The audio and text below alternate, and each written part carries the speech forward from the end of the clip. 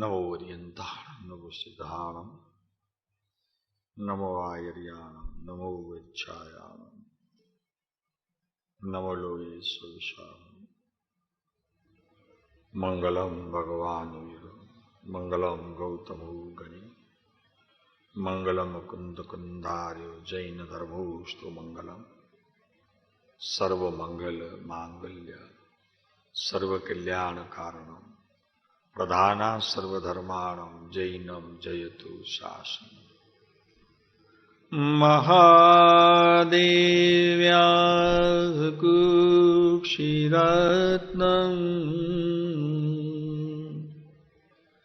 सप्तजितर्वात्मजम् श्रीराजचन्द्रमहं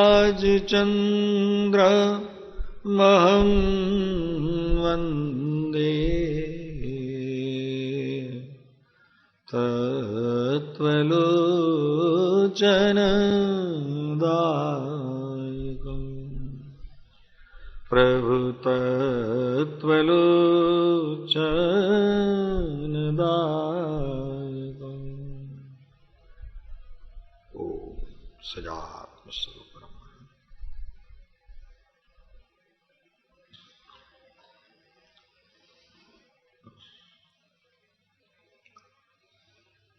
શિક્ષાપાઠ 93 ચાલે છે. તત્વ સંબંધીના બોધનો 12મો ભાગ છે. કૃપાળુદેવે અહીંયા મોક્ષમાળાની અંદર 9 તત્વના નામ મૂક્યા છે. એ આગળ પણ કહ્યા છે અને અહીંયા પણ મૂકવાનો ઉદ્દેશ જુદો છે.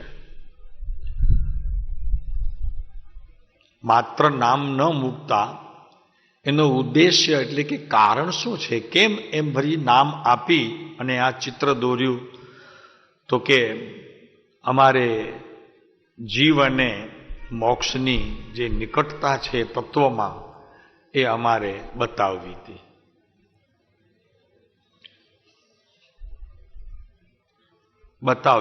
શાસ્ત્રોમાં છે તે અહીંયા અમને કહેવી હતી. જ્ઞાનીઓના આચરણમાં અને એમની વર્તમાન પર્યાયમાં પણ તે પ્રવર્તે છે. જીવ અને મોક્ષની નિકટતા એ અમને અહીંયા બતાવવી હતી. જ્ઞાનીને પ્રવર્તે છે, શાસ્ત્રકારોને શાસ્ત્રમાં પ્રવર્તે છે. જ્ઞાનના ક્ષયોપસમ શક્તિવાળાને ક્ષયોપસમ રૂપે પરિણમે છે અને સાધક જીવોને શ્રદ્ધાપણે તે પોતાના જ્ઞાનમાં સમજાય છે. આપણે કોણ છીએ? સાધક આત્મા છીએ. કોને સાધવું છે? કોને સાધવું છે? આત્માને સાધવો છે. એ તો સાધાયેલો છે, એ તો છે પ્રભુ છે. એને શું સાધવું છે? પણ જે મારી અવસ્થામાં નથી એવો જે 9 તત્વનું ભાવ ભાષણ મારે સમજવું છે કે એ કઈ પદ્ધતિથી મારા આત્મામાં એનું ભાવ ભાષણ થાય. સાધકપણું તેને કહેવામાં આવે. સાધક અને સાધકપણું એમાં ફેર છે. સાધક તો વસ્તુનો સ્વભાવ છે અને સાધકપણું એને પર્યાયમાં આત્મતત્વની ભૂખ જાગી છે. ભૂખ નથી તો કાંઈ નથી હો ભરતભાઈ, સમજી લેજો. ખાવાનું ગમે તેટલું સુંદર હોય ને આમ થાળી ભરેલી પડી હોય પણ ઘરવાળાને એમ કહી દો કે કોઈમાં સ્વાદ નથી, શું આ બનાવ્યું છે? પણ સ્વાદ તારી જીભમાં નથી એમ અહીંયા તને તત્વમાં રસ નથી તો એ તત્વની વાત તને સાધક દશામાં પણ, જગત માને તું સાધક દશામાં છો, તું પણ માને, પણ એની રસની સ્થિતિ અને એના પ્રત્યેની જો રુચિ ન હોય તો આ પણ બોજારૂપ છે, બોજો છે. અને બીજો સંસારનો ઘણો બોજો લઈને બેઠો છે. એમ આ તત્વની સમજણનો પણ એક વધારાનો બોજ ઉપાડીશ, એના સિવાય બીજું કાંઈ તને અર્થ સરશે નહીં. જો મુક્તિનો અભિલાષી નહીં હોય તો આ બધી બાબત ભાર લાગશે. સંસારનો તો ભાર ઉપાડે છે, પણ આ જ્ઞાનનો પણ તને બોજો લાગશે.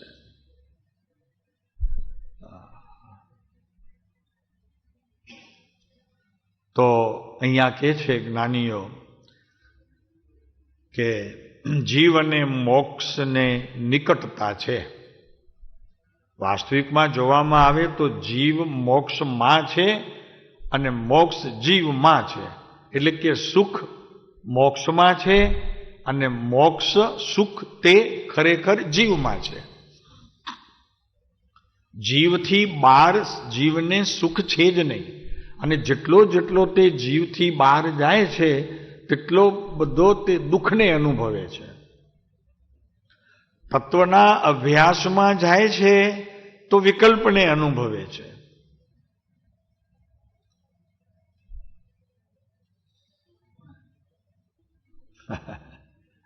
જેમ છે તેમ સમજવું હો પ્રભુ. તત્વને સમજતા જ મને સુખ પ્રાપ્ત થઈ જશે તો કાલે તું ક્રિયા કોઈ પણ કરીશ, વ્રત તપ જપ વગેરે, દાન શીલ શુભાશુભ ભાવ પાપ પુણ્યના વેપારમાં પણ તને ક્યારેક સુખનો અનુભવ થશે ને ક્યારેક દુઃખનો અનુભવ થશે. વાસ્તવિકમાં આત્માની શુદ્ધ પરિણતિનો અનુભવ, ત્રિકાળ જે અખંડ એક રૂપ આત્મતત્વ છે તેમાં રમ્યા વિના વિશ્વમાં ક્યાં પણ એક સુખનો અંશ છે નહીં. અરે તત્વમાં રમે તો સુખ નથી, પણ વિતરાગ પરમાત્મા એમાં પણ રમે તો પણ સત્ય સુખથી તો તું ત્યારે પણ દૂર છો. અને નવ તત્વનું યથાર્થ સ્વરૂપ તને એક આત્મતત્વમાં જ્યારે અનુભૂતિ સ્વરૂપ થાય ત્યારે તું સુખી છો. સુખની વ્યાખ્યા આ કહી છે શાસ્ત્રોમાં. જ્ઞાનીઓએ જે અનુભવ કર્યા છે તેમાં સુખનું તારણ આને કહ્યું છે. સંસારના કાર્યોમાં દુઃખ, શાસ્ત્ર અભ્યાસમાં વિકલ્પ, આત્મ અનુભવમાં સુખ.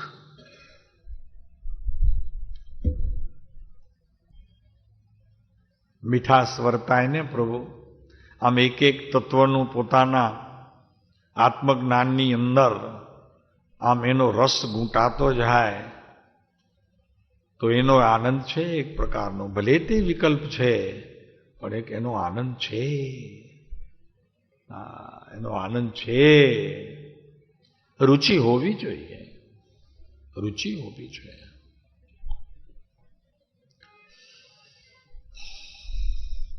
રુચિ અનુયાયી વિદ્ય.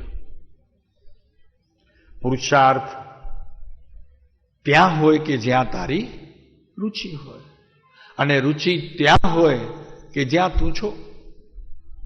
રાગમાં છો તો રાગની રુચિ, સંસારના કાર્યોમાં છો તો સંસારની રુચિ, ક્રિયામાં છો તો ક્રિયાની રુચિ, અને પરમાર્થ માર્ગમાં છો તો પરમાર્થની રુચિ. જ્યાં રુચિ ત્યાં પુરુષાર્થ. છતાં આ નિકટતા તો ન થઈ. છે પણ નિકટતા થઈ નહીં. છે પણ પર્યાયમાં, અવસ્થામાં જ્યારે તે હોય ત્યારે તેનો આનંદ પણ હોય, અને ત્યારથી સંસાર તૂટતો જણાય. નિકટતા તો ન થઈ, પણ જીવ અને અજીવને નિકટતા થઈ, પરંતુ એમ નથી. અહીંયા લીધું છે માટે નિકટતા થઈ, એમ નથી. નિકટતા તો ત્યારે થાય કે વસ્તુ અનુભૂતિ સ્વરૂપ થાય ત્યારે. અજ્ઞાન વડે તો એ બંનેને નિકટતા જ રહી છે. પણ જ્ઞાન વડે નિકટતા થાય, અનુભવ વડે એને નિકટતા થાય, ત્યારે તેને નિકટતા કહેવામાં આવે. પતિ પત્ની સાથે રહેતા હોય, વર્ષોના વર્ષ ખેંચી જાય, પણ ભરતભાઈ નિકટતા ન આવી હોય તો સંસાર મીઠો લાગે કે ખારો? ખારો લાગે. બરોબર છે ને? બે માણસોને જો નિકટતા ન આવી હોય તો સંસાર ખારો કે મીઠો? ખારો તો કયો, આને નહીં તો મીઠો લાગતો તો મીઠો કયો. એમ અહીં જો જ્ઞાનના બુદ્ધિથી, ક્ષયોક્ષમ અને મનથી આ બધું નિર્ણય કહેલું કરેલું હોય, કરેલું હોય તો એનાથી કઈ જીવને મોક્ષની નિકટતા ન થઈ. નિકટતા તો ત્યારે થાય કે સંસાર પ્રેમથી એટલું બધું જીવંત થઈ જાય, એટલું જીવંત થઈ જવું જોઈએ કે એકબીજા વગર પણ ન ચાલે અને એકબીજા વગર જીવી પણ જવાય. તેનું નામ ખરેખર જીવન છે. નહીતર તો રાગનો પ્રકાર છે. નિકટતા તો ત્યાં છે કે એકબીજા વગર પણ ન ચાલે અને એકબીજા વગર જીવી પણ જવાય. અત્યારે મોક્ષ તત્વ નથી પણ જીવ તત્વ છે, તો એવું એને જીવંત બનાવવું જોઈએ કે એના જાગૃતિના કોઈ પણ સમય વિના મારું જીવન મૃત્યુ સમાન થઈ જવું જોઈએ. એવું તો લાગતું નથી.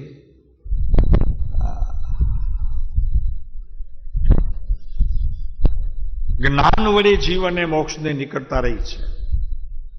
બરોબર છે, એ વાત બરોબર છે.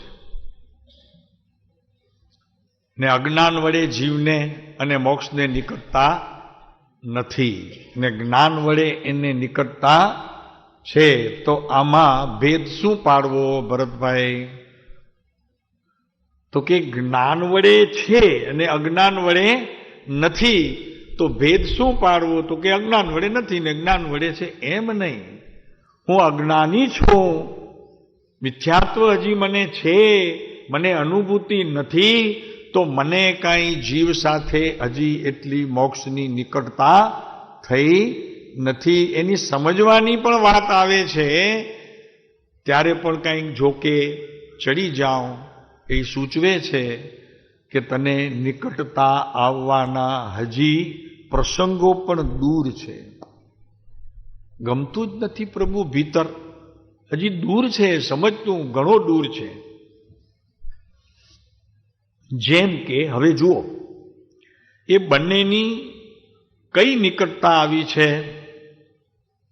હા, કૃપાળુદેવ કહે છે માત્ર કહેલી નિકટતા આવી છે. અમે પતિ પત્ની છીએ એટલી અમને નિકટતા છે.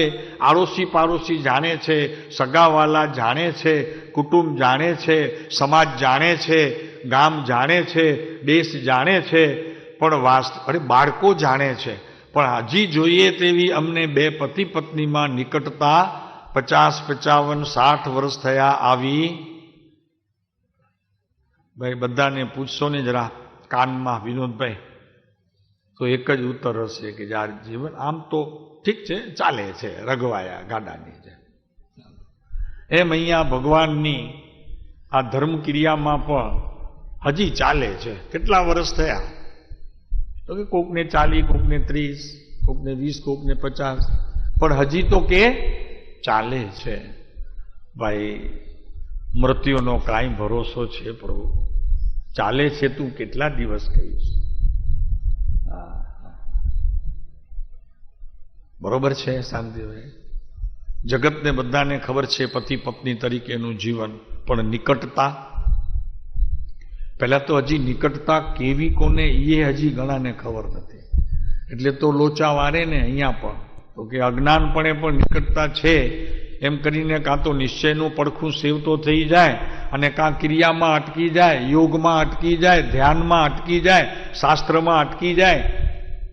પણ નિકટતાનો શબ્દ પ્રભુ બહુ એને જીવનમાં યથાર્થપણે સમજવું એ જ અઘરું છે. ત્યાં નિકટતા તો કેવી રીતે હોય? એમ નવ તત્વની વાત, આ જીવ અને મોક્ષ આમ તો બહુ એકદમ પતિ પત્નીની જેમ આમ સારા એ જ્યાં સુધી સંસાર છે ત્યાં સુધી તો આમ ભેગા રહે છે, પણ નિકટતા એક ક્ષણભર પર, એક પલ, અને જરી જ્ઞાનીની ભાષામાં કહીએ તો એક સમય માત્ર પણ હજી નિકટતા આવી નથી. પંડિતોને નથી આવી, શાસ્ત્રકારોને નથી આવી, ક્રિયાકાંડીઓને નથી આવી, યોગોના ધારકને નથી આવી, ધ્યાનમાં બેસનારને નથી આવી, અરે સંયમધારીઓને હજી નથી આવી. પછી તે નગ્ન દિગંબર અવસ્થા હોય, આ શ્વેત વસ્ત્રધારી હોય. આ નિકટતાનો અર્થ જ કંઈક આખો જુદો છે. નિકટતા થઈ તેને નિકટતા રહી, અને જેને નિકટતા રહી એ આ સંસારમાંથી સદાને માટે મુક્ત થયો. અને નિકટતા આવે કેમ એ પ્રશ્ન અત્યારે આપણો સવારના પણ ચાલે છે અને સાંજના 4 વાગે પણ તમારે એ ચાલે છે. અને પછી દિવસમાં તમારે કેટલો ચાલે છે એ તમે હિસાબ માનજો. અહીંયા 2 કલાક ચાલે છે. કેટલા? 24 કલાકમાં 2 કલાક અહીંયા ચાલે છે. કે યથાર્થ સમજણ આવે છે કે નિકટતા સદાય કેમ. પછી જે તમારી પાસે 22 કલાક છે એમાં તમે શું કરો છો એ આપના ઉપર ડિપેન્ડ છે.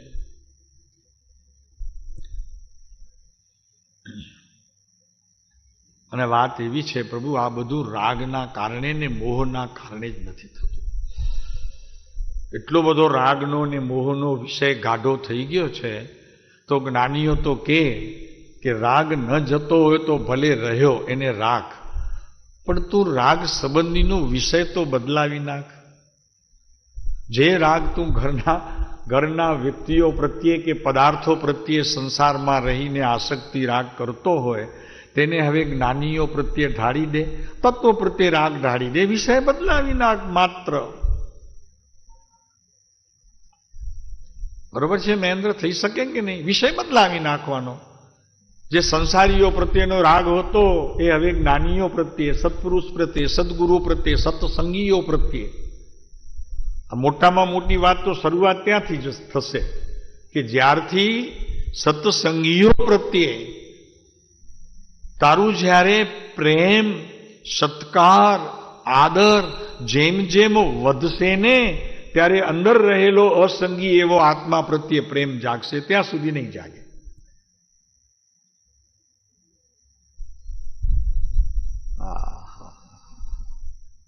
શું નરેન્દ્ર, તારી પાછળ તો ઇન્દ્ર છે.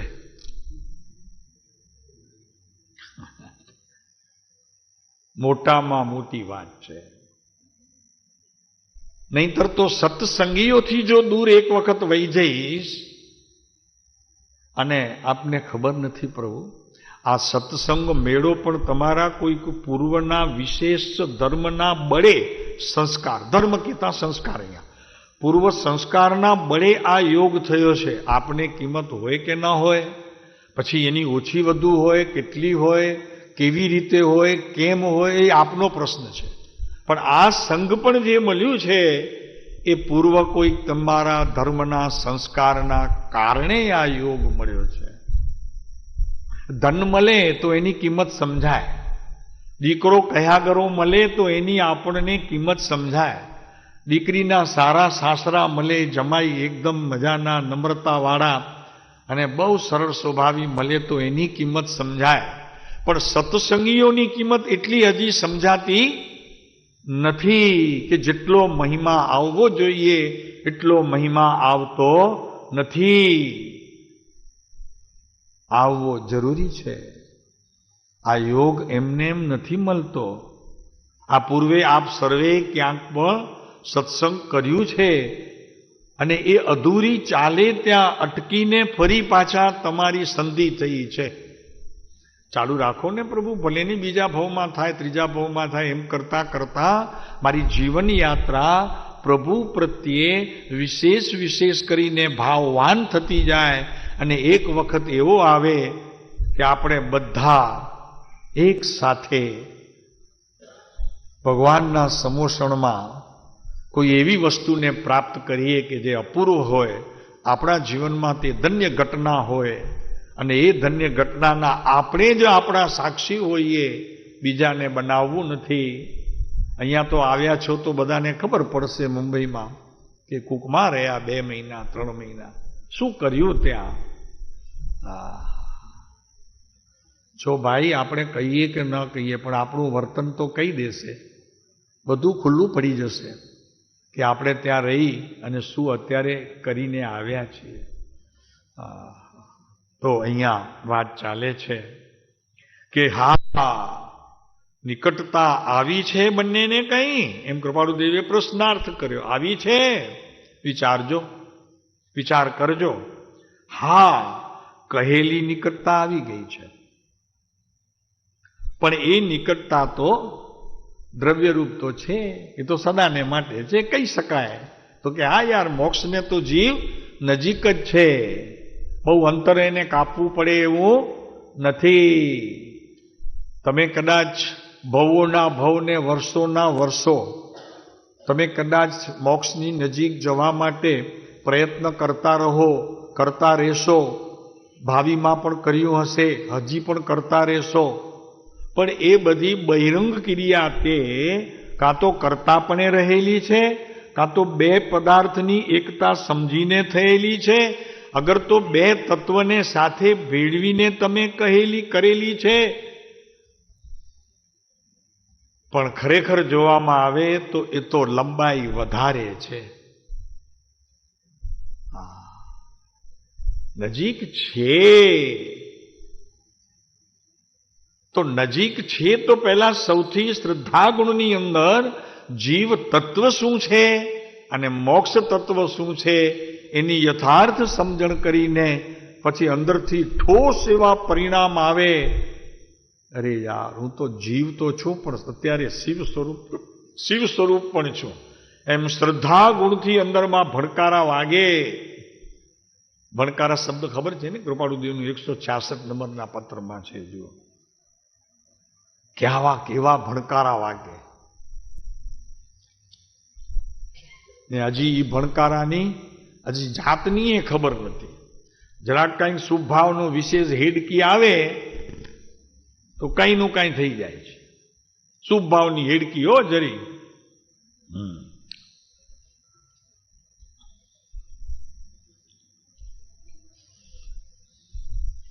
ત્રીજો, એ 246 પાના પર 166 વચનામૃત, અને પછી એમાં ત્રીજો બોલ. અનાદિકાળના પરિભ્રમણમાં અનંતવાર શાસ્ત્ર શ્રવણ,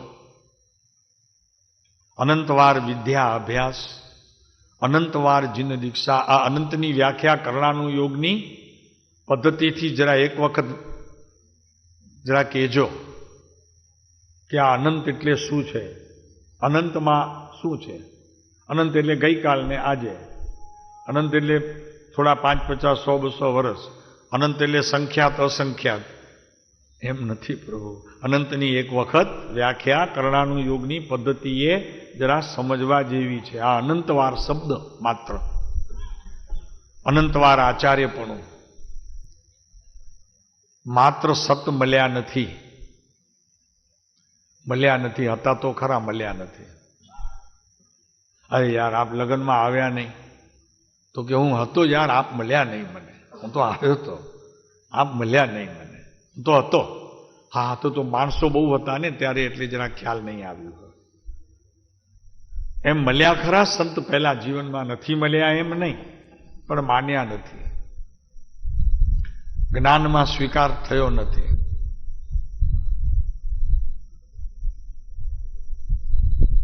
સત સુન્યો નથી. હા સાહેબ, શું વાત કરો છો, કેટલા પ્રવચન, અને એ તો એક જગ્યાએ અહીંયા થાય છે. સાહેબને એમ લાગે કે અમારે ત્યાં જ થાય છે, પછી સામે બેઠો હોય શ્રોતા, એ કે તમારો તો 102મો નંબર છે સાહેબ, 101 તો હું સાંભળી આવ્યો છું, 101 જગ્યાએ તો હું સાંભળી આવ્યો છું. ભાઈ ભાઈ 101ની વાત જવા દે, 102ની વાત જવા દે, ત્યાં શ્રવણ જ નથી કર્યું. અહીંયા તો એમ કે છે સુણ્યું જ નથી. સતને તારું સત કાને જ પડ્યું નથી.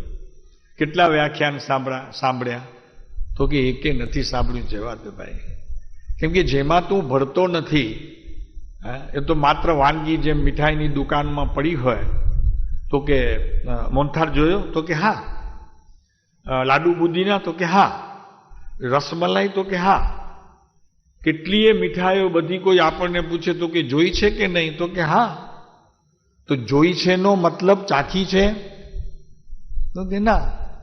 એમ અહીંયા વ્યાખ્યાનમાં, પ્રવચનમાં, સત્સંગમાં, અભ્યાસમાં બધું આવ્યું, પણ સેમ્પલ મળ્યો કે નહીં? લાંબુ ચાખવાનું તો જવા દે, પહેલા સેમ્પલ ચાખ્યું કે નહીં? નથી ચાખ્યું. છે તો ચાખ્યું નહીં તો પછી સુણ્યું કેમ થયું? રેસીપી સાંભળી, મોહનથાળ આમ થાય, લાડુ આમ થાય, ચૂરમું આમ થાય, પણ એનાથી સ્વાદ આવ્યો નહીં. કેમ ના આવ્યો સ્વાદ? પેટ ખરાબ હતું. પેટ ખરાબ હતું, એનાથી જીભ ખરાબ થઈ, એમાં આત્મા બગડેલો હતો. શુભની જગ્યાએ અશુભ હતું, શુદ્ધની જગ્યાએ અશુદ્ધ હતું. પણ જેમ જોઈએ તેમ હતું નહીં. માત્ર એનો જો ચાખવો એટલે એનો રસ આવવો, ભીતરથી રસ ઉપડે. પછી કે છે કે સત મળ્યા નથી, સત સુન્યું નથી, સત શ્રદ્ધ્યું પણ નથી. શ્રદ્ધામાંય નથી લીધું કે નહીં આ તો જોઈશે જ મને, આના વગર નહીં ચાલે. એટલો નિર્ણય પણ કર્યો નથી. એ મળે, એ સુણે, એ શ્રદ્ધે જ છૂટવાની વાર્તાનો. હવે આપ બોલો, બધા આપ બોલો. હવે બોલો, બધા બોલો. બધાનો અવાજ સાથે આવે તો જરાક સારું લાગે, કંઈક ભગવાનને કાને પણ પડે.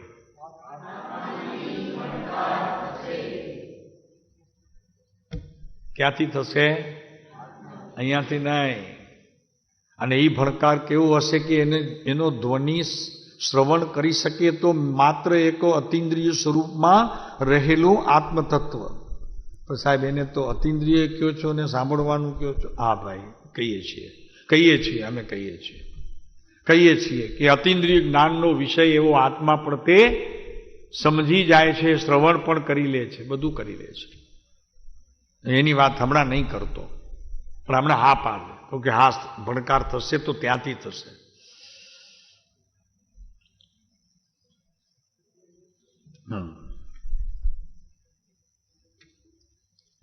આવો પાછા.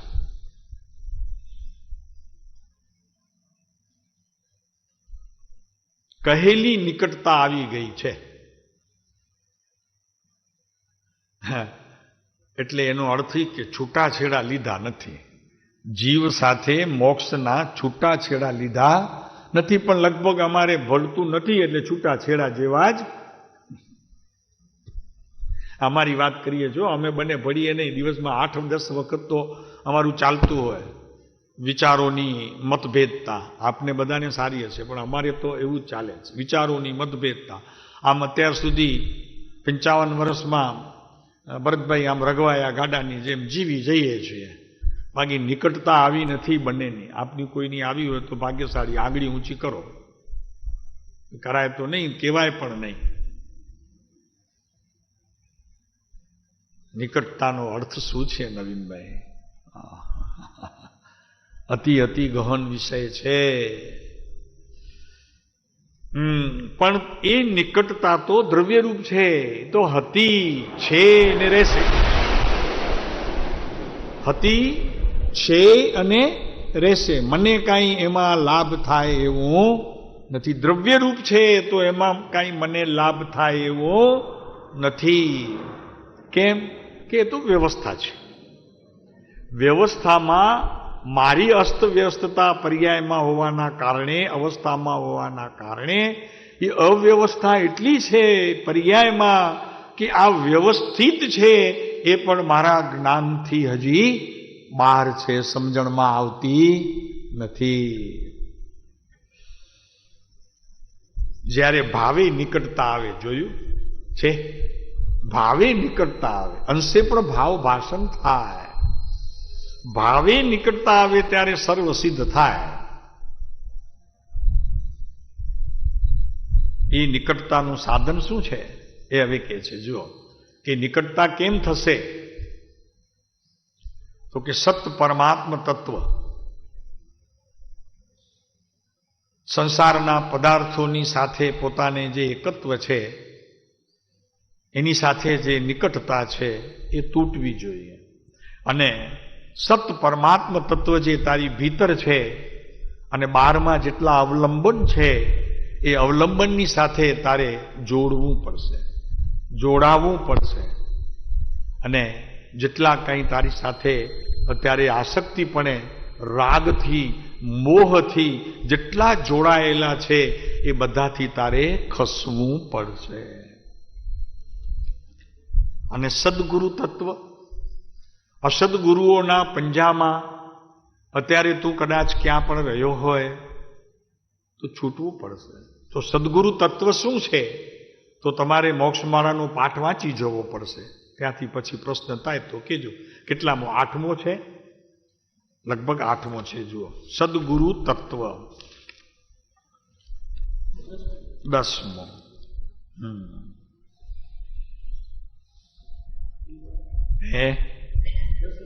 હા, 64મા પાના પર છે ને.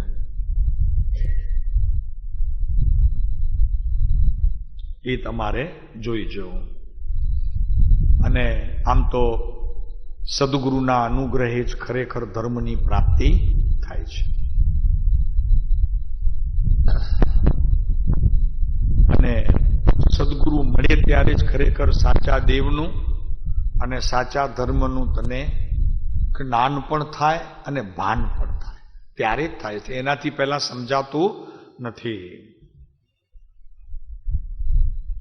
અને કૃપાળુદેવે વચનામૃત 194માં જેમ કહ્યું કે ગુરુને આધીન વર્તતા જેટલા પણ જીવો હોય ને તેને મોક્ષ નજીક છે, પ્રવર્તે છે, વર્તે છે. ગુરુને આધીન હોવા જોઈએ.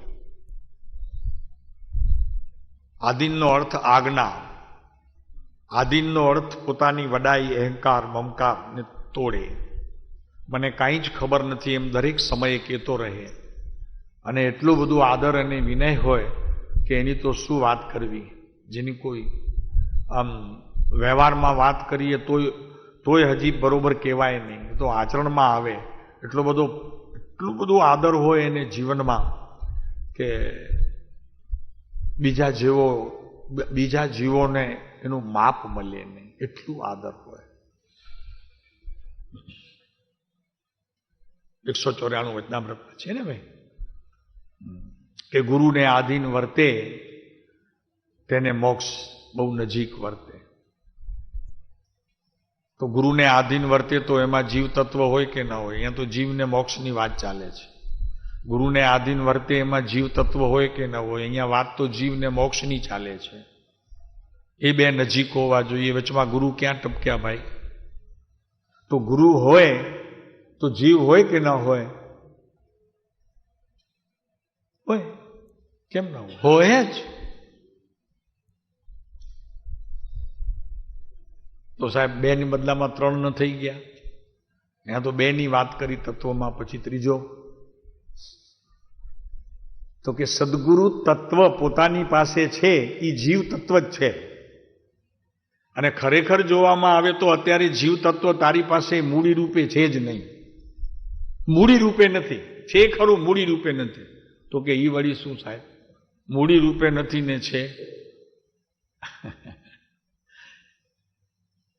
છે ખરું, મૂડી રૂપે નથી. કેમ કે સદગુરુ તત્વ નથી એટલે મૂડી રૂપે નથી એ જીવ તત્વ. એ જીવ તત્વને મોક્ષ સાથે સંબંધ છે, એવા જીવ તત્વને મોક્ષ તત્વ સાથે સંબંધ છે.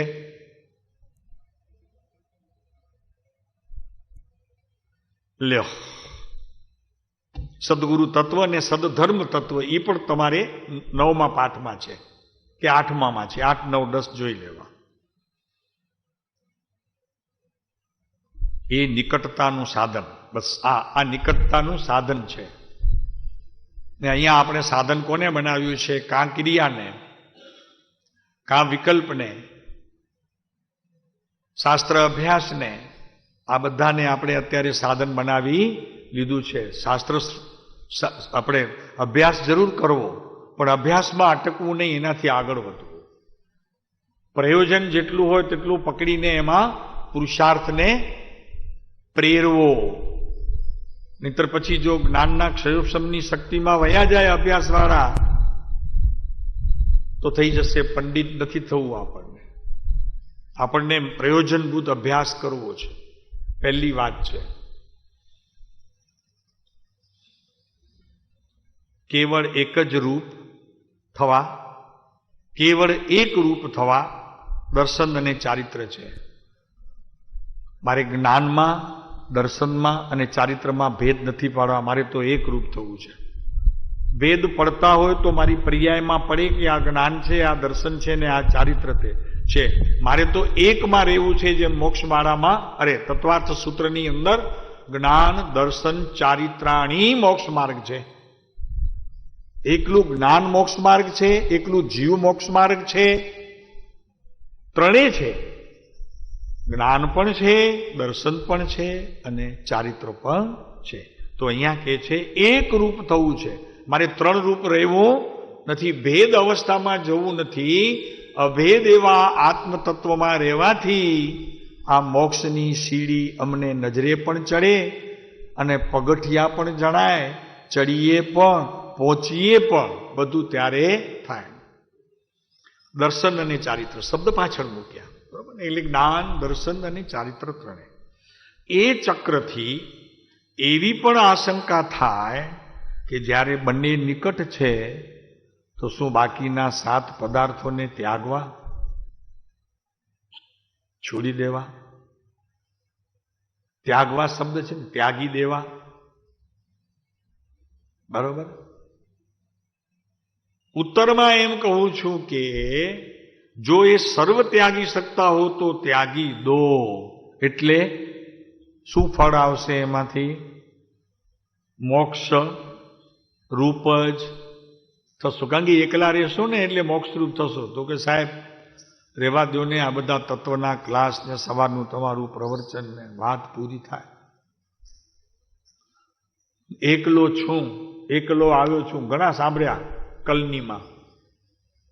એકલો આવ્યો ને એકલો છું ને, તો હવે પછી રહી જા ને ભાઈ. આ વિધિ કેમ છે એની વાત માટે જરી અમારે સમયસાર શાસ્ત્ર જરા જોવો પડશે. 13મી ગાથા જરાક 1-2 લીટી તમને કહી દઈએ એટલે તમને ખ્યાલ આવે કે આ છોડી દેવું એટલે શું, ત્યાગી દેવું એટલે શું, ત્યાગ કોનો કરવો, નવ તત્વમાં કોનો ત્યાગ કરવો, તો એકલું કેવળ આત્મા રહે.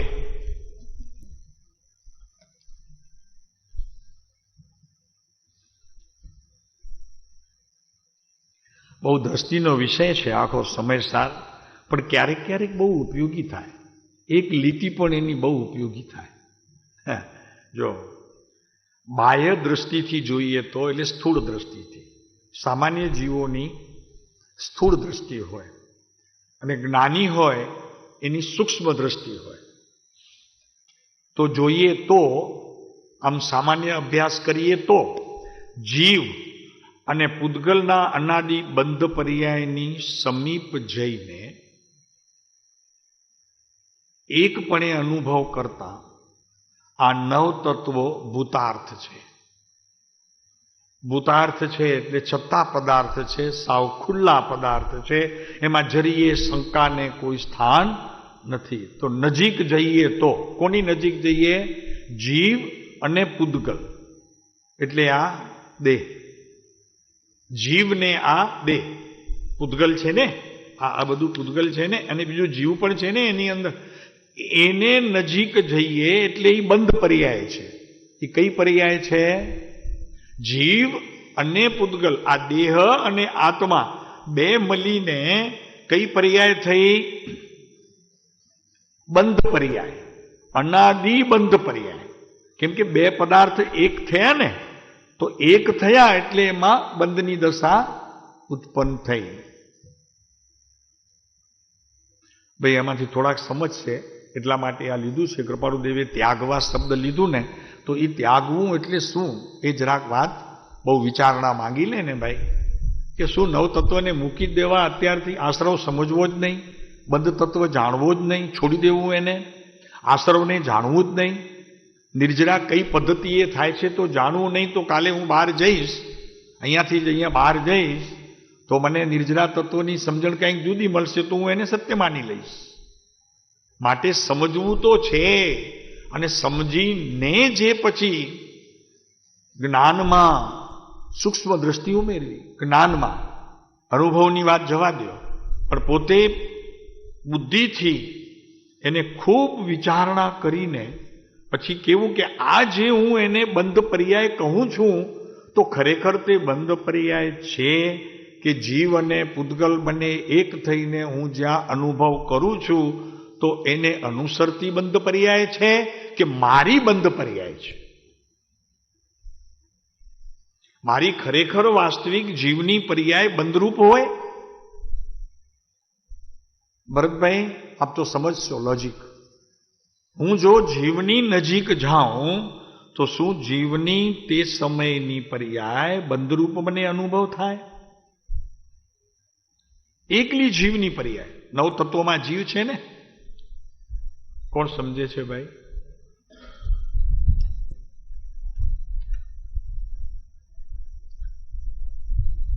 મને વિચાર થાય કે અત્યારે હજારોની સભામાં સમયસારનું શ્રવણ જ્યારે પંડિતો કરે છે, ત્યારે મને એમ લાગે છે કે માંડ એમાં 1% જ ખરેખર આ વાતને સમજી શકતા હોય, અને બાકી તો થોડીક કંઈક દાખલા દ્રષ્ટાંત એવું બધું ચાલે, થોડુંક કંઈક જોક્સ આવે, અને બાકી બધું જેટલું ચાલતું હોય એ બધામાં આ વાતની કાંઈ ખબર જ ન પડતી હોય, અને પોતે સમયસારનું શ્રવણ કરે છે, વાંચન કરે છે.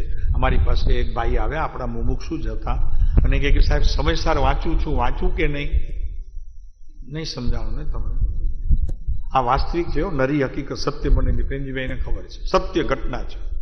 તો કે સાહેબ હું સમયસાર વાંચું છું, વાંચી શકું કે નહીં? આપ કયો અમને શું ઉત્તર આપો? આપને પૂછીને હું ઉત્તર આપીશ એમને. ભરતભાઈ સમજાણું કે નહીં આમાં? આપ કયો તો ખરા, મને એકલાને સાક્ષી ન મૂકો, આપ બધા સાક્ષી રહો, તો હું એમ કહી શકું કે મેં તો બધા મુમુક્ષુઓને પૂછીને તમને ઉત્તર આપ્યો છે. એમણે એમ કીધું કે સાહેબ વાંચું છું, હું વાંચી શકું કે નહીં, આપ આજ્ઞા આપો. કૃપાળુદેવ પાસે એક ભાઈ આવ્યા. કૃપાળુદેવ ત્યારે રાજકોટ આવતા હતા, અને રાજકોટ હજી જ્યાં થોડાક સ્થિર થયા ત્યાં ઓલા એક ભાઈ આવ્યા, કોઈને એમને ખબર પડી. એમને સમયસારનો બહુ ઉભરો હતો, સમયસાર વાંચવાનો, અને વાંચતા બી હતા, વાંચતા હશે. એટલે કૃપાળુદેવ આવ્યા ને તેમાં તો કે સાહેબ એક છે, તો કોઈ ભાઈએ જવા ન દીધું અંદર, કારણ કે હજી આવ્યા છે, હજી 2 મિનિટ તો રોકો ભાઈ, એ કાંઈક તો વિનય જાળો, હજી આવીને હજી પગરખા હજી તો મૂક્યા છે બહાર, ને એના પહેલા તમે મળવાનું કોશિશ કરો છો. તો અંદર ગયા કૃપાળુદેવ, અને આ ભાઈ બહાર ઊભા રહ્યા, તો ઓલાને ધક્કો મારીને અંદર આવ્યા. કૃપાળુદેવે આ દ્રશ્ય જોયું, કાંઈ કીધું નહીં. પછી એમણે પૂછ્યું તો કે સાહેબ શું પૂછ્યું છે ભાઈ, પૂછો. તો કે સમયસાર વાંચી શકું કે નહીં હું? તો કે અત્યારે શું કરો છો? તો કે સાહેબ વાંચું તો છું હું. કૃપાળુદેવે કીધું કે મોત તરફ જઈ રહ્યા છો. શું કીધું? ક્યાં જઈ રહ્યા છો? મોત તરફ જઈ રહ્યા છો, મૃત્યુ તરફ જઈ રહ્યા છો. તો અમે પૂછીએ છીએ આપને, તો શું સમયસાર વાંચવું એ મૃત્યુ તરફ જવું છે કે નિર્વાણ તરફ જવું એ છે? તો અમે પૂછીએ છીએ બીજો પ્રશ્ન તમને કે કૃપાળુદેવને શું ખબર નહોતી કે સમયસાર વાંચવું હોય તો નિર્વાણનું કાર્ય છે, નિર્વાણના માર્ગે જીવ જાય કે મૃત્યુ તરફ જાય? તો શું કૃપાળુદેવ ખોટું બોલ્યા હશે, માયા કરી હશે? એટલો મોટો પ્રશ્ન છે. એમ અહીંયા બાહ્ય દ્રષ્ટિથી જોઈએ કારણ કે આમાં એક વાત એવી મૂકી છે, એ પહેલું તમને જરાક કહી દઉં. આત્મા ચૈતન્ય છે. આ વાત તો બધા સમજે છે ને. આત્મા કોણ છે? ચૈતન્ય. શું ગુણ છે એના? ચૈતન્યના ગુણ શું છે? ચૈતન્ય કહી દીધું તો શું ગુણ છે એમાં? બને કોઈને અવાજ નથી આવતો.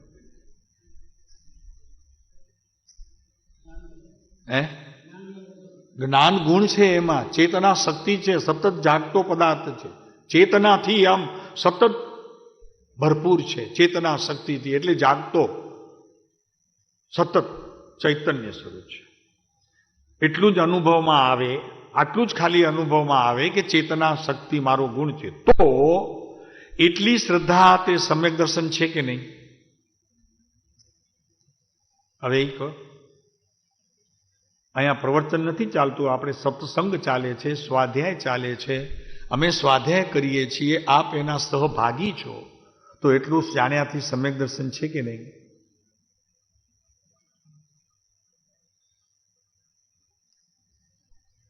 નથી? છે. આટલું જાણવાથી કે આત્મા ચૈતન્ય સ્વરૂપ છે, તો એનાથી સમ્યક દર્શન ખરું કે નહીં? આપણને આચાર્ય પૂછે છે, અમૃતચંદ્ર આચાર્ય પૂછે છે. એટલું જ જો અનુભવમાં આવે તો એટલી જ શ્રદ્ધા તે સમ્યક દર્શન છે કે નહીં? તો એનું સમાધાન. હવે આપણે એમની જ વાત કરીએ. આપનાથી કંઈ ઉત્તર આવશે તો જરા વાર લાગશે, આવશે તો ખરું જરા વાર લાગે.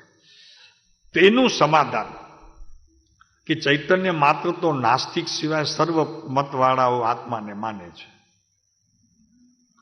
ધર્મમાં આ પંચમ કાળની અંદર પ્રવર્તતા સર્વ મત દર્શન આત્મા ચૈતન્ય સ્વરૂપ છે એમ તો માને છે નાસ્તિક સિવાયના ચારવાક.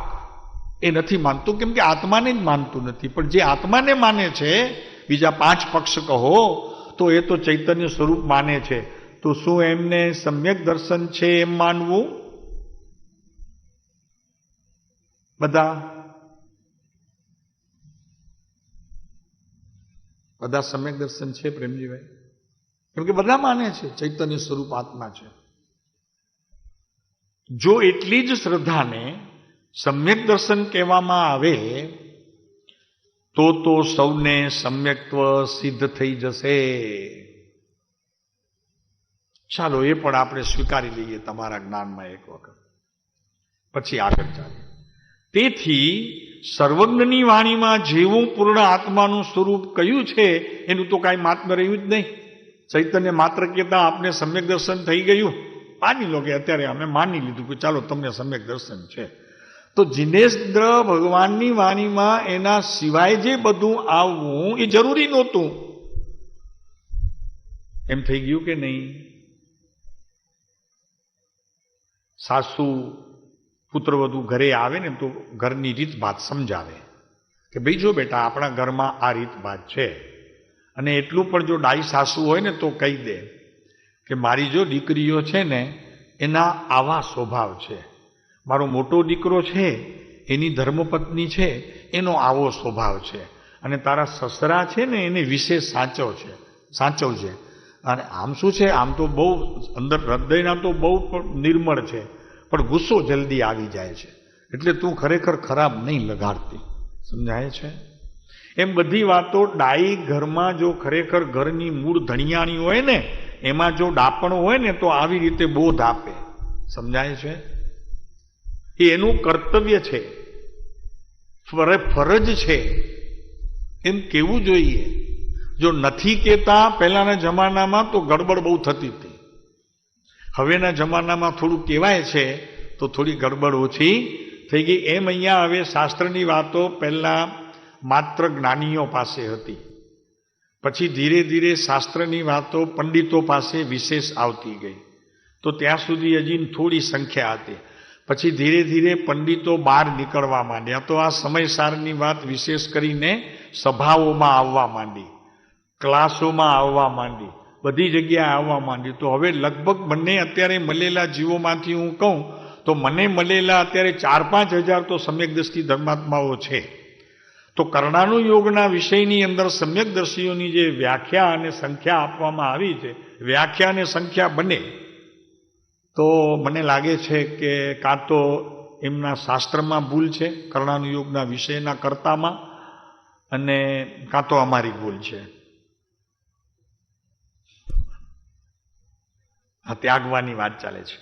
તો એટલી જ શ્રદ્ધાને સમ્યક દર્શન કહેવામાં આવે તો તે સૌને સમ્યક તો સિદ્ધ થઈ જશે. તેથી સર્વજ્ઞ પરમાત્મા જીનેશ્વરની વાણીમાં જેવું પૂર્ણ આત્માનું સ્વરૂપ કયું છે તેવું શ્રદ્ધાન થવાથી જ નિશ્ચય સમ્યક દર્શન થાય છે.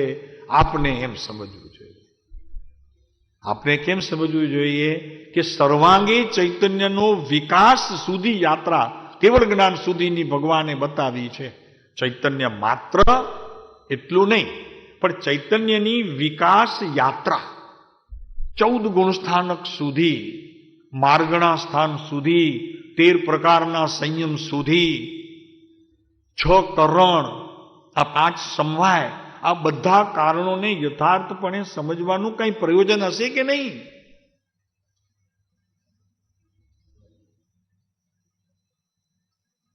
ભરતભાઈ, નમો લોએ સૌ સાઉનમ, નમો આયરિયાણમ, નમો ઉવચ્ચાયા, સમરો મંત્ર બલો નવકારેના, મહિમાનો નહીં પા.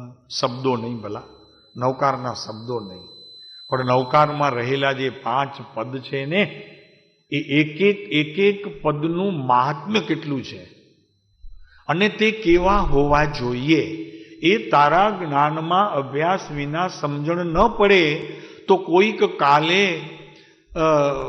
ઓલો આવશે નટ, એ સાધુનો વેશ થઈને આવશે અને તું એને નમસ્કાર કરી અને પછી ખબર પડશે કે સાલો એ તો નટ હતો, સાધુ નહોતો, અને મેં એને નમસ્કાર કર્યા.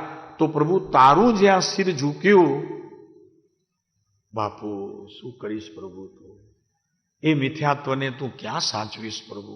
એ તારી ભૂલને તું કોની પાસે ક્ષમા માંગીશ? કોણ સાધુ, કોણ આચાર્ય, કોણ ઉપાધ્યાય, આ બધી બાબતોની સમજણ વગર સમરો મંત્ર ભલો નવકાર ને એની મહિમા નો નહીં પાર. પણ સાહેબ મહિમા તો બતાવો અમને, મહિમા તો કયો પ્રભુ? તો કે એ આપને નહીં સમજાય, એ અમારા પૂરતું જ રહેવા દો. અને એ તો ભલે કહે કે અમારા પૂરતું રહેવા દો, પણ કોઈ શ્રાવકને પણ પૂછીએ કે તેનો અર્થ ખબર છે? આચાર્યના ગુણ કેટલા? એમાં 1 ગુણ, 2 ગુણ, 4 ગુણ નહીં, પણ એકાદ તો કયો. તો કે એ બધું આપણા માટે નથી, આપણે તો એ કે એ કરવાનું. બાકી આચાર્ય જાણે, સાધુ જાણે, એ આપણો વિષય જ નથી. આપણે ક્યાં આચાર્ય છીએ? આપણને ક્યાં મુનિ છીએ? આપણે ક્યાં મુનિ છીએ? મેં કીધું થવું છે કે નહીં એ તો થશું ત્યારે જ્ઞાન થઈ જશે. થશું ત્યારે જ્ઞાન થશે. તો કેના જેવું થશે? અત્યારે વાત કરીને કે સાસુ જો ખરેખર મુખ્ય સમજદાર ન હોય તો ઘર ઉજ્જડ થાય, બધા સ્વતંત્ર મિજાજમાં પ્રવર્તે અને ઘર ન રહે, ઘર ગ્રહસ્થી ન રહે. એને શનિનો દોષ લાગે, ગુરુનો દોષ લાગે, મંગળના દોષ લાગે, કોને ખબર કેટલા એ ગ્રહના દોષ લાગે અને ઘર બરબાદ થઈ જાય. એમ આપણું આત્મતત્વ, નવ તત્વની સંપૂર્ણ સમજ ન પડે, 6 દ્રવ્યની પૂરી સમજણ ન પડે તો આપણું ઘર પણ ગ્રહસ્થ ન રહે, ઘર વખરી વેચાઈ જાય, આત્મા ખોવાઈ જાય. પછી હું જૈન ન રહું, મારી પાસે રહે શું મૂડી? આ બધા દોષોનું મારા જીવનમાં ખરેખર આવી રીતે આવે અને દેહ છૂટી જાય, પ્રભુ પછી શું થાય? એમ અહીંયા એટલી શ્રદ્ધાને સમ્યક દર્શન કહેવામાં આવે તો સૌને સમ્યક સિદ્ધ થઈ જશે. હવે આ વાતની જરા વાત કરવામાં એટલા માટે આવે છે, ત્યાં જોયું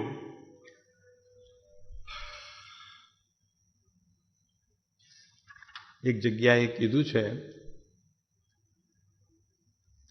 આમાં લખ્યું છે કે જો ત્યાગી દેતા હો તો ત્યાગી દો. એક મિનિટ જરા, મને અહીંયા 13મી ગાથામાં છે ક્યાંક, અહીંયા પણ એમ જ વાત છે કે એમના તમે છોડી શકો છો તો છોડી દો, તો સિદ્ધિ છે. એક મિનિટ જરા છે ને, 2-3 મિનિટ. 12મી જ છે. જેટલું સમ્યક દર્શન છે તેટલો જ આ આત્મા છે. તેથી આચાર્ય પ્રાર્થના કરે છે કે આ નવ તત્વની પરિપાટી છોડી, આ નવ તત્વની પરિપાટી છોડી આ આત્મા એક જ અમને પ્રાપ્ત હો. આ શબ્દ પણ કઈ સ્થિતિએ આચાર્ય કે છે એની વાત 6ઠા કળશમાં એટલી સુંદર રીતે મૂકી છે. અને પછી આચાર્ય નીચે એમ કહે છે કે આ નવ તત્વની પરિપાટીને તમે જો છોડી શકતા હો તો 9 તત્વ તમારા એક આત્મ તત્વમાં સમાઈ ગયા પછી જ નિર્ણય હોય. એનાથી પહેલા આવો નિર્ણય પણ જો કરે તો તે ભવભ્રમણ સિવાય એને બીજું કાંઈ હાથમાં આવે નહીં. તો અહીંયા શબ્દો છે કે ઇમામ 9 તત્વ સંતતિ મુક્તવા, આ 9 તત્વની પરિપાટી છોડી દો, હમણાં છોડી દો. અમે કહીએ છીએ છોડી દો, પણ છોડી દોનો અર્થ આચાર્ય એમ કર્યો કે છોડવું નહીં પડે, છૂટી જશે. એ મહત્વનું છે, છૂટી જશે. એક આત્મ તત્વ હાથમાં આવતા આ છૂટી જશે. છોડવા પ્રયત્ન નહીં કરતા, છોડવા માટે ઉદ્યમી નહીં કરતા, અને છોડવાનો નિર્ણય બી તમારે કરવાની જરૂર નથી. પણ જે વસ્તુ તમારા હાથમાં આવશે એનાથી બધું સહજ છૂટી જશે. અરબપતિ 100 રૂપિયાની નોટ નીચે પડી જાય તો એ નમીને લેતો નથી, અને તેમાં ગાડીમાં નીચે વહી જાય તો પછી એ સૂઈને કાઢતો નથી. એ સૂતો નથી, અરબપતિ છે, એને 100ની નોટની કંઈ કિંમત નથી. એમ અહીંયા સમ્યક દર્શનમાં આત્મતત્વ એક અનુભૂતિ સ્વરૂપ થઈ ગયો, પછી તેને બીજા આમાં 9 તત્વમાંથી 9 તત્વની એને આવશ્યકતા રહી નહીં. એમ વાત છે. તો આ આત્મા જ એક અમને પ્રાપ્ત હો. 6ઠું કળશ છે સમયસામાં, એકત્રે નિયસ્તત સુદનય. તો આ વ્યાપ્ય એવી રીતે આ વાત છે. અસ્ય આત્મનમ યહ ઇહ દ્રવ્યાંતરેભે પૃથક દર્શનમ સુદનયેત એકત્વે નિયતસ્ય પૂર્ણ જ્ઞાન ઘનસ્ય તાવાન અય આત્મા ઇમામ 9 તત્વ સંતતિ મુક્ત્વા અયમ આત્મા એક અસ્તુ ન.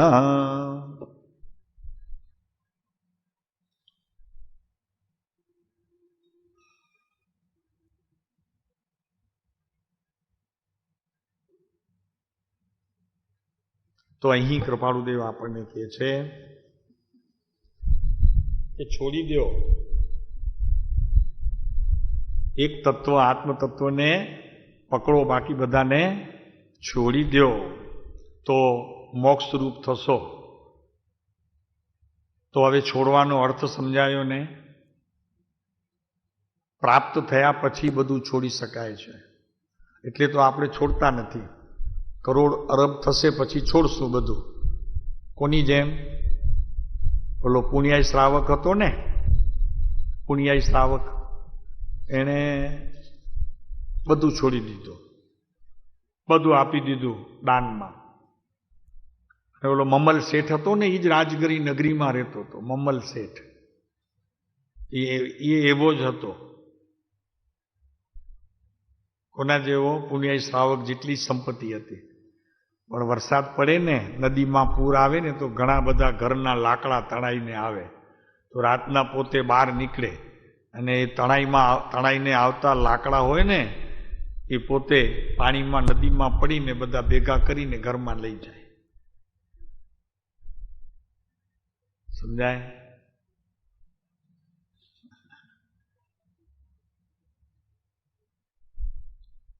ભગવાન મહાવીરના બંને શિષ્ય હતા, મમ્મલ શેઠ પણ અને પુનિયાઈ શ્રાવક પણ. પણ એની ઓલી શ્રાવકમાં ગણતરી નહોતી. ભગવાન મહાવીરના જે શ્રાવક હતા ને, કેટલા હતા?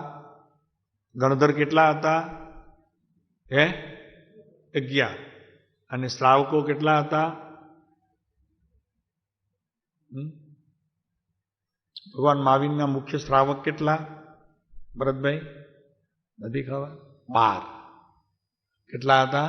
12 શ્રાવક હતા. એમાં એક પુણ્યો શ્રાવક બી હતો. મમલ શેઠ શ્રાવકમાં ગણતરીમાં નહોતા, મુખ્ય શ્રાવક હતા ભગવાનના સભામાં. તો એ કેવા હતા કે નદીમાં પૂર આવે અને જે લાકડા તણાઈને આવે ને એ લાકડા ભેગા કરીને પોતાના ગોદામમાં લઈ જાય રાતના, ને પૈસા એના જેટલા જ હતા, પુણ્યાઈ શ્રાવક જેટલા જ હતા, પણ લોભ હતો ઘણો, તો એને શ્રાવકની ઉપમા ન મળી. એમાં આપણે પણ અહીંયા નવતત્વને ત્યાગવા શબ્દ જ્યાં મૂક્યો કૃપાળુદેવે, તો અમને એક મુક્તિ દર્શન હતા, એમણે એક કાગળ લખેલો, એમાં કહ્યું કે શ્રીમદે એમ કહ્યું છે કે નવ તત્વમાંથી તમે જો અત્યારે ત્યાગી દેતા હો તો મોક્ષરૂપ થશો. તો આ વાત કેટલા અંશે સત્ય છે? તો અમે ઉત્તર આપ્યો તો એ પત્રમાં, ત્યારે મલાડ હતા. મેં કીધું સર્વાંગે સત્ય છે, જો ત્યાગી શકતા હો તો અત્યારે મોક્ષરૂપ થઈ શકશો. હમણાં કાગળ લખતી સમયે તમે મોક્ષસ્વરૂપ હોત જો ત્યાગી શક્યા હોત તો, પણ તમારે ત્યાગવાની હિંમત નથી. પુણ્યાઈ શ્રાવકની જેમ તમે ઓલાને મમલ શેઠને જેમ ત્યાગવાની શક્તિ નહોતી તો એ કાંઈ ન કરી શક્યા, તેમ આપ પણ નહીં કરી શકો, કેમ કે આપ પુણ્યાઈ શ્રાવક થઈ શક્યા નથી. ઓલાને તો મિલકત ત્યાગવી હતી, તમારે તો ભેદરૂપે અવસ્થામાં પ્રત્યેક પર્યાયમાં જણાતા એવા ભેદ અવસ્થામાં અભેદની પર્યાયને થોડા મલિન કરતા એવા ભાવોને તમે ત્યાગી શકતા નથી, એમ કરીને એમને લખ્યું છે કાગળ. બરોબર છે?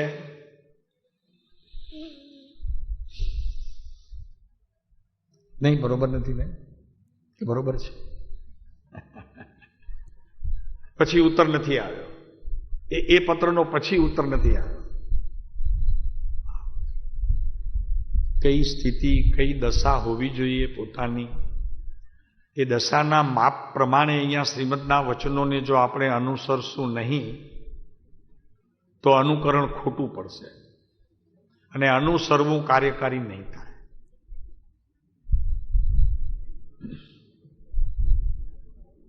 નહીં તો હે જ્ઞેય ઉપાદેનો બોધ લો એટલે આત્મસિદ્ધિ પ્રાપ્ત થશે. જો છે ને, હવે જ્યાં સુધી આ નથી થતું ત્યાં સુધી હે જ્ઞેયને ઉપાદેનો અભ્યાસ કરો. શું ત્યાગવા યોગ્ય છે, શું ગ્રહણ કરવા યોગ્ય છે અને શું જાણવા યોગ્ય છે. આ છે ને ત્રણમાં, એ બીજું કંઈ છે? ત્રણમાં શું છે વસંતજીભાઈ? શું છે? શું છોડવું, હા, શેનું જ્ઞાન કરવું અને કોને રાખવા? ઘરવાળાને રાખવા, બીજા આવે તેનું જ્ઞાન કરવું, અને રસ્તે ચાલતો કોઈ ભિખારી દરવાજામાં આવે તો એને છોડી દેવું, ત્યાગી દેવું. આ ત્રણ તત્વ છે, ઉત્તમ તત્વ છે. તો રાગ કોણ છે? ભિખારી. રાગ કેવો છે? ભિખારી. મોહ કેવો છે? ભિખારી. એ ભિખારી છે કેમ કે જેના પ્રત્યે મોહ હોય એની પાસેથી સતત આપણે કાંઈક ને કાંઈક માગતા રહીએ છીએ, અને જ્યારે નથી આપતો ત્યારે દુઃખ લાગે છે મોહના કારણે. વિશેષ કહેવાશે. ઓમ શાંતિ.